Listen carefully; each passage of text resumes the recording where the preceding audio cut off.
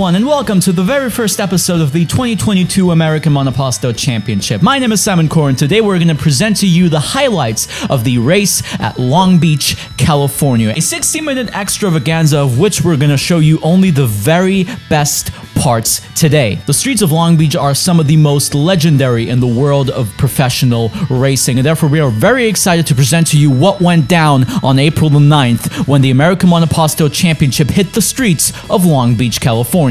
But before we get into the race itself, let's have a look at the rumor, innuendo, and news surrounding the American Monoposto Championship right now. The Swede Mark Kyer, also known as Poochiehead in the F1 Challenge community, has unofficially become the test and reserve driver for essentially every team in the American Monoposto Championship. For example, seeing as Gwendolyn Cole wasn't able to appear for the first race of the AMC 2022, Kyer decided to spontaneously take her spot at Super Gazelle Racing. Something that team principal Josh Kazar certainly approves of, seeing as he could now field 3 Super Gazelle cars in Long Beach. However, Kyer didn't get to practice a lot before the season opener, therefore it is a bit difficult to judge how well he is able to perform for the first race of the season.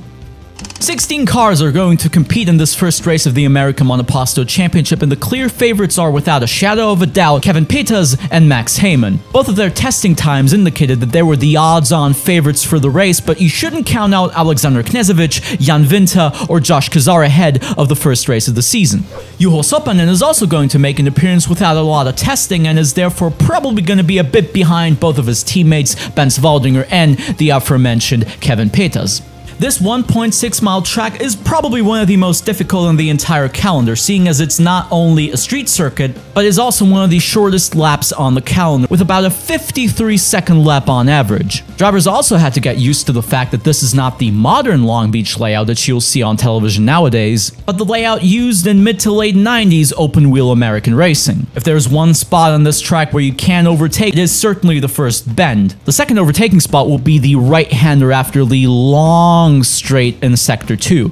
Other than that, Long Beach is an incredibly short but twisty and dangerous circuit for those who do not have the concentration or skill to compete with the rest of the drivers around them. But before we get too much into the ins and outs of street course racing, let's have a quick look at the starting grid for the first race of the AMC season. It was an incredibly close qualifying session, with Kevin Peters getting his very first pole position in the American Monoposto Championship. That means at least 1 point in the standings for him, irrespective of what happens during the race. Lining up beside him is the other favorite for the race, Max Heyman, whom, as we remember, has never won a race in online sim racing. Behind them are 2 very capable drivers, with Josh Kazar in 3rd and Alexander Knežević in 4th. Robin Ide performed incredibly well during his debut in P5 ahead of Jan Vinta, Filip Fekela, and Gonzalez Cativo. Vinta's performance is especially noteworthy, seeing as he had only played about 10 minutes of Automobilista before the first official practice session. Finishing the top 10 are Dominik Kronsky and Juho Sopanen, ahead of Bartosz Korpeta and Bens Waldinger. The 2 MPM cars expectedly way behind Kevin Peters. Matt Carr pulls out a decent lap in P13 ahead of Kamil Zomborski, a disappointed Simon Core, and Jacob Clark in P16. But before the race could even get started, Gonzalez Cativo hit a tire wall and therefore caused a traffic jam at the back of the grid before they could even get into the race itself. He might have not anticipated that there was actually a tire wall because of the Adilo car in front of him, but nonetheless it caused a big traffic jam. However, because of the early green flag, it wasn't the only traffic jam on the grid, and therefore the start can be described as quite chaotic. The green flag drops and the 2022 AMC is go, but Kevin Peters doesn't seem to get off the grid and therefore loses the lead to Alexander Knežević, Heyman in P2, Winter in P3, Kazar in P4. Korpeta in P5, Kronsky in P6, a brilliant start for both Schleppek drivers. Now look at Ide and Korpeta fighting for the 5th position behind them, Kronsky. Now Peters in P7 behind them, Zomborski and Sopanen fighting for points, as well as Core and Waldinger. Now let's have a look at the start once again. Apparently, from what we could tell, Kevin Peters accidentally hit the pit limiter. He didn't miss the green flag. He anticipated it properly compared to Max Heyman, who apparently didn't anticipate it properly. But as far as we can tell, he accidentally hit his pit limiter and therefore allowed people like Knežević and Kazar to go ahead of him incredibly quickly. Kazar's perspective showing us how Peters almost just stood on the grid and therefore allowed people like Kazar to get by him rather easily.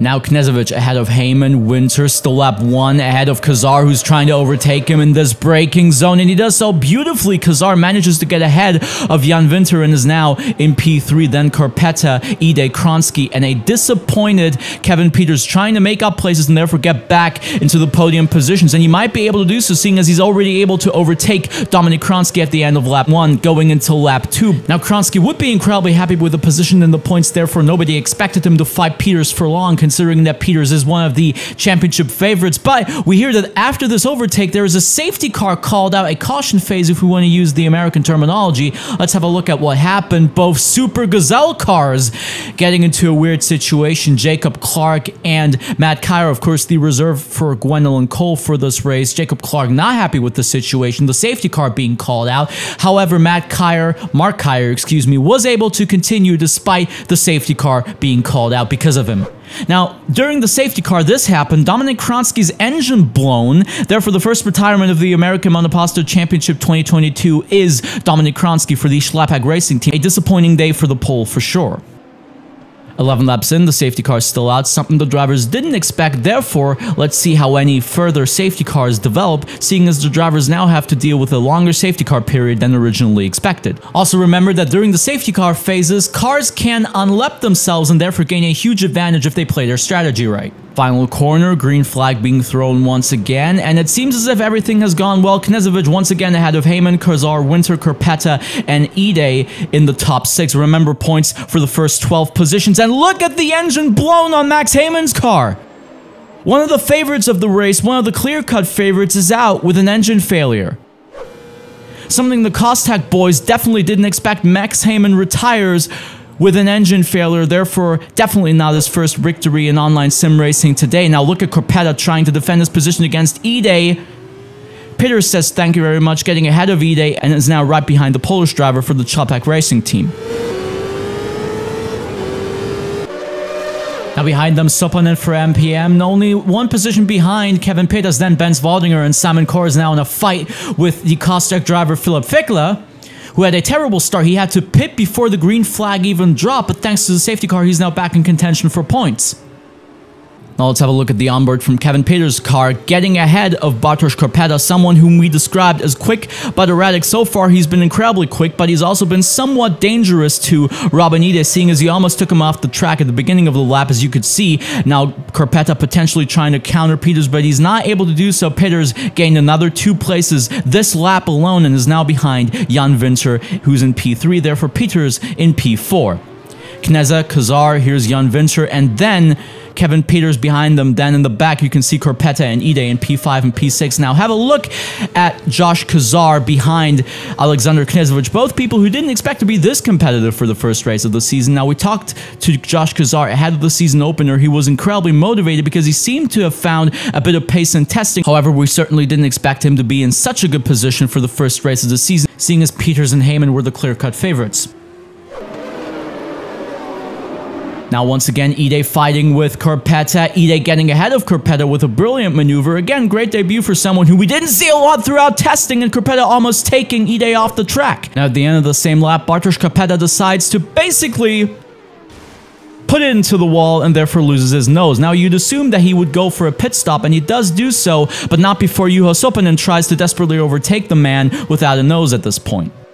But during the same lap, Bartosz Korpeta puts it into the wall, loses his front right wheel, but he decides to continue. We'll have a look at that later on, but first let's look at Kazar trying to overtake Knežević on lap 16, a battle for the lead, both of them desperately wanting to win the first race of the season. Now, neither of them have told us which strategy they're on, obviously because they want to keep it a secret, but at this point, we're not sure whether or not Kazar and Knežević are on a one-stop or a two-stop. Meanwhile, Bartosz Korpeta continued to drive with only 3 wheels. That is definitely going to be a penalty for the next race from the race stewards. And after this bizarre incident, Bartosz Korpeta decided to finally retire, seeing as he could not repair his car. Still, Knežević and Kazar are fighting for the lead. It's lap 19. Winter in P3, Peters in P4, Ide, Sopan, and Fickler, Waldinger, Kativo, as you can see. And right now, Kazar is really trying to get ahead of Alexander Knežević, trying to move around the outside. And it seems to have worked, as Kazar is now in the lead, but never underestimate the veteran skills and prowess of Alexander Knežević as he counters the maneuver. But now it seems as if Kazar might have the better exit for lap 20. Both of them on the main straight right now, Kazar in the lead, but again, never underestimate Alexander Knežević as he's able to pull out a brilliant maneuver and is therefore in the lead once again. It's lap 20, and the reason why you see 2 question marks on the lap counter is because this race has a 1-hour time limit. Therefore, we ourselves are not sure how many laps this race is going to have.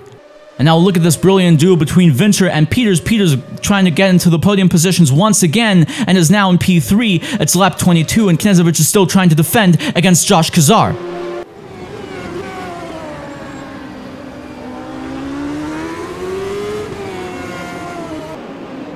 While Kamil Zamborski crashes, and this might actually be a safety car. Zamborski also losing a wheel, the 3rd Schlepak retirement of the race. But there's been no safety car called out just yet. Kazar now ahead of Knežević, and of course the drivers are aware of the fact that Zamborski crashed, therefore Kazar getting into the pits. But there's been no safety car call yet. Meanwhile, Fekela trying to get ahead of Benz Waldinger on the main straight and does so amazingly. Kativo behind Waldinger also trying to get ahead, while Philip Fekela outbrakes himself and therefore loses both positions to Kativo and Waldinger.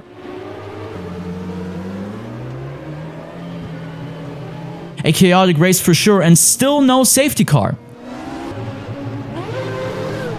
Knežević, Winter, and Peters now in the pits. The safety car has been called out now, and Jan Winter able to get ahead of both Peters, Kazar, and Alexander Knežević during the pit stops. Therefore, Jan Winter now in the lead as the safety car is called out finally. Again, drivers criticizing how long the safety car took, as well as the fact that it took so long for the safety car to actually come out, something that the race directors have to look at for the next race in Rio. Lap 37, again, the safety car took incredibly long. Winter ahead of Knežević, Kazar, Peters, Ide, Fekela, Kor, Waldinger, Kativo, an incredibly difficult race to follow.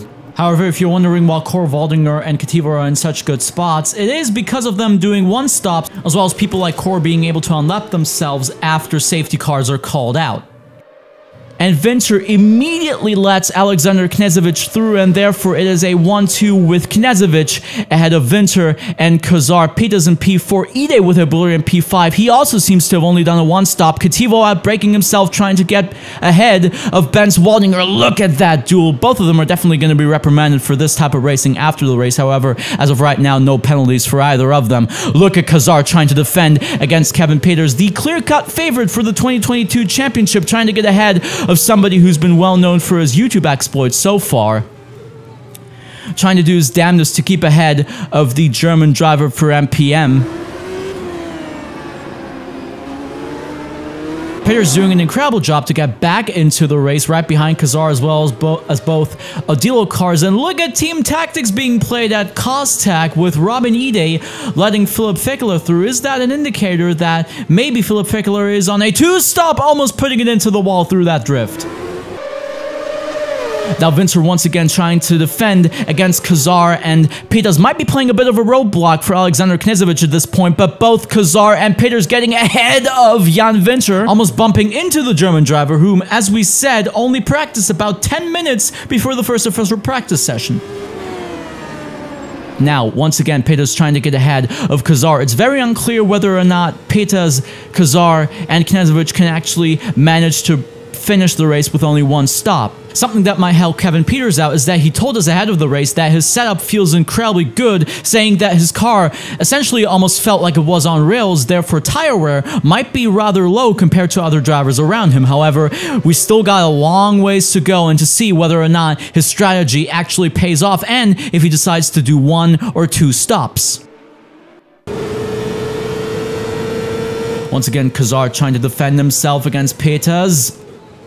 Trying for the dive bomb, doesn't quite manage to do it, wheel-to-wheel contact, but that's what we want to see in the American Monoposto Championship. As long as people don't put each other off the track, we're very welcome for seeing such duels. And now Juha Sopanen at the back of the grid. It seems as if he's fallen behind after the pit stops in the safety cars, and his engine is gone, and now he might be a track hazard for the leaders. Look at Knežević trying to avoid the Finnish driver for MPM, Kevin Peters avoiding his teammate, and against the regulations, Juha Sopanen decided to escape, which of course helped the race out with not having a safety car, but at the same time, he will be reprimanded for that after the race. Meanwhile, Gonzalez Kativo finally being able to overtake Benz Waldinger on lap 43, now right behind Jacob Clark, whom is who's seemingly quite happy with still being in the points after quite a chaotic start with his teammate Mark Kyer. Now look at Gonzalez Cativo actually getting ahead of Jacob Clark rather easily. Now Cativo in the points as well. Lap 46, and both Odilo cars have to pit once again, therefore no one-stop strategy for either Knežević or Jan Winter. Now, it seems as if it's a battle for victory between Kevin Peters and Josh Kazar at the front. Also, Philip Fekele had to do a two-stop, which explains why Robin Ide decided to let him through. Now the question remains, how much fuel is in the cars of both Kevin Peters and Josh Kazar? Because if either of them are in a two-stop, they might lose this race unless there's another safety car. Now look at this duel between Kevin Peters and Josh Kazar. Again, Peters, the championship favorite, Josh Kazar, a bit of an outsider when it comes to the championship, but certainly a capable driver. Now look at Kevin Peters trying to get ahead of Josh Kazar, not knowing how much fuel he has in his car. Look at that dive bomb, and he's in the lead. What a brilliant overtake from Kevin Peters. Look at that. And we'll have to look at that one more time with a replay. Now look at this dive bomb, risking everything to get ahead of the British driver, and it has worked beautifully. Kevin Peters now in the lead of this race. Now let's have a look at the people behind those two. In P3, Robin Ide with a brilliant race so far, did a one-stop, kept his nose clean, and is therefore in a deserved P3 despite him not having the pace of the front runners. Simon Corr in a surprising P4 after getting lapped before the second safety car, doing a one-stop as well. Gonzalez Cativo in P5. All three of them certainly didn't expect to be in the positions that they're in right now, but all three of them played the strategy incredibly well, and you could say got a bit fortunate being ahead of both Odilo cars, especially Alexander Knežević. Meanwhile, Josh Kazar is still trying to hunt down Kevin Peters, but it is still unclear whether or not Josh Kazar has to pit one more time. If he does so, he's not in a position where he could compete with Kevin Peters if Peters is really on a one-stop, which, seeing as his statements about his setup, might indicate that, but we can only be sure about that once the checkered flag is actually thrown in Long Beach. Lap 50, about 10 to 15 laps remaining, and as we expected, Josh Kazar has to pit one more time. Very disappointing for the Brit, but a brilliant performance nonetheless. But now it looks as if Kevin Peters can easily stroll to his first victory in the American Monoposto Championship. Lap 52, Josh Kazar, after his pit stop, trying to get ahead of Jan Winter, and does so successfully, taking a page out of Kevin Peters' book, overtaking at that exact same spot, and is therefore now back in a pretty good position. Now look at Gonzalez Cativo, who, after getting into P5 with a great strategy and a bit of fortune, gets a disconnect and therefore will only finish in 10th position. Now he will get full points for that position, seeing as he completed 75% of the race distance, but surely a disappointment for the Mexican Costech driver who won the 2013 Formula World Championship. Surely a veteran of sim racing, just like Alexander Knežević, who's now in P4 behind Simon Corr, of all people, who surely didn't expect to be in a podium position about 4 to 3 minutes ahead of the race finish. Now, can he keep the Bosnian veteran behind him, or will he make a mistake, seeing as his tires are almost certainly toasted? He does make that mistake, losing all 3 positions, throwing away a potential podium, and therefore he will only be able to finish in P6. There you can see Josh Kazar getting ahead of him, as well as Jan Winter. Surely a disappointment for the Streamline driver and the admin of the American Monoposto Championship. At the same time, he surely didn't expect to get into such a good position. Speaking of good positions, after Josh Kazar's pit stop, Robin Ide has ended up in P2 and will therefore be able to say that he was on the podium for the very first race of the American Monoposto Championship. Behind him in P3 now is Alexander Knežević, who will surely be happy with the podium result, but nobody, and I mean absolutely nobody, could reach the quality of Kevin Peters today. A man who, I wouldn't say dominated the race, but he came as close to that as he possibly could, seeing as we had 2 very long safety cars and bizarre strategic decisions by some drivers. Kevin Peters was the man of the day, the driver of the day, and will cross the line as the winner of the first race of the American Monoposto Championship 2022, fulfilling his role as the title favorite so far.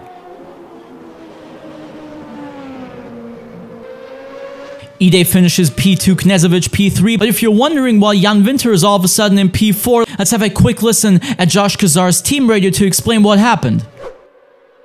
Car's blipping. Oh, I cannot believe this is happening. E5. I could have won this. I'm out of fuel. Now, despite this, Josh Kazar performed incredibly well for his first race in the American Monoposto Championship, being able to keep up with Knežević and Peters. But let's talk to those who actually did finish on the podium in Long Beach. So, Robin Ide, you turned up, and all of a sudden, you finished P2. How did that happen? Incredible, I have to say. I didn't thought I could be this far up on the scoreboard. So I had a good qualifying. I never thought I'd get this lap done. I had in practice I had 52 low times, but never a 51.7. This was my quali lap.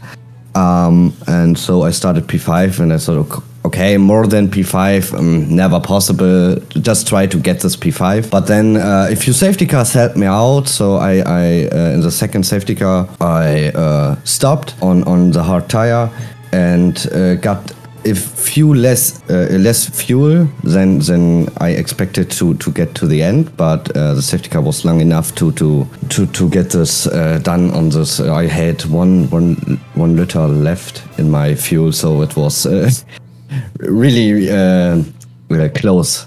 I presume. Did you expect this to happen? Did you expect to run up at the front in the first race of the season? Never.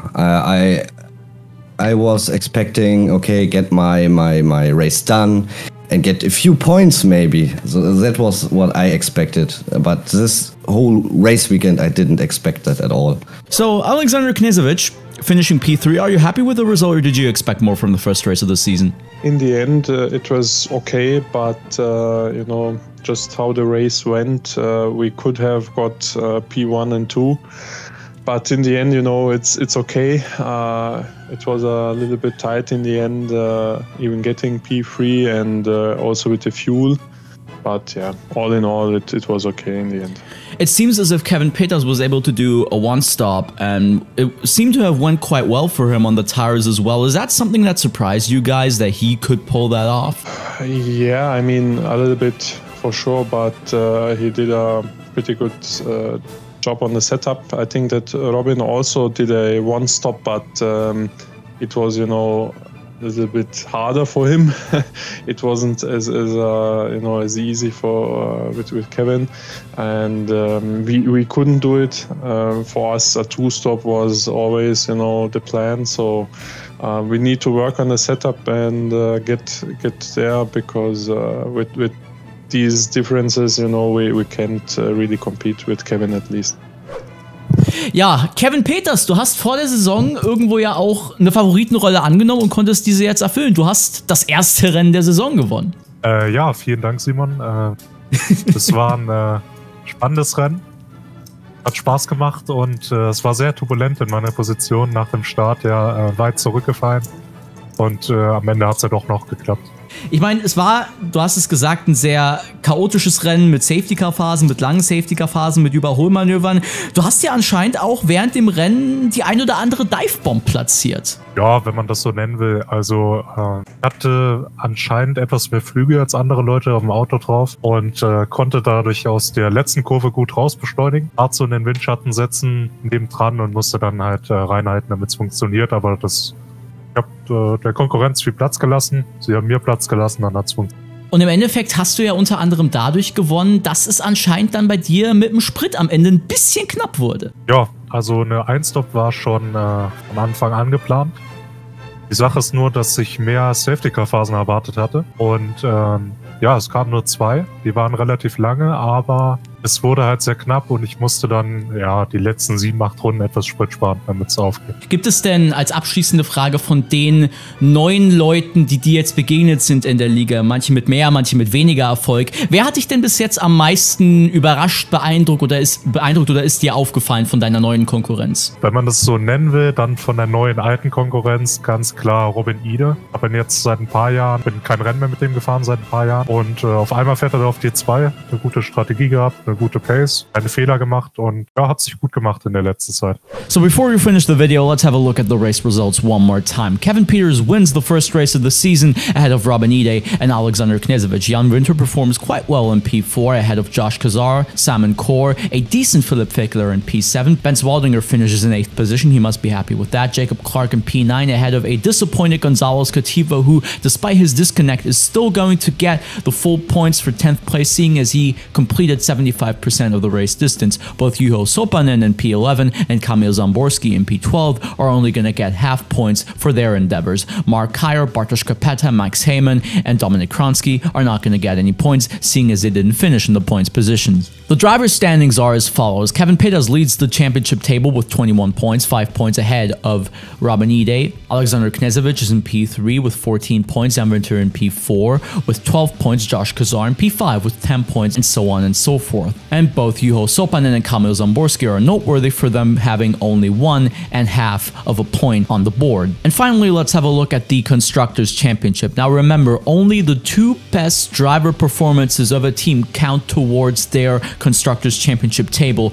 per race, which means that both MPM and Odilo are on 26 points right now, with MPM being in P1, seeing as they won the first race of the season. Kostak is in P3 with 22 points, Super Gazelle Racing is in P4 with 14 points, Streamline Engineering in P5 with 8 points, and Schlapak Racing with half a point in P6. If you don't want to miss any further races from the American Monoposto Championship, subscribe to our channel, maybe consider giving us a like, and don't miss our next race upload on April the 30th when we go to Rio de Janeiro at the Emerson Fittipaldi Speedway in Jacarepaguá. Until then, keep racing.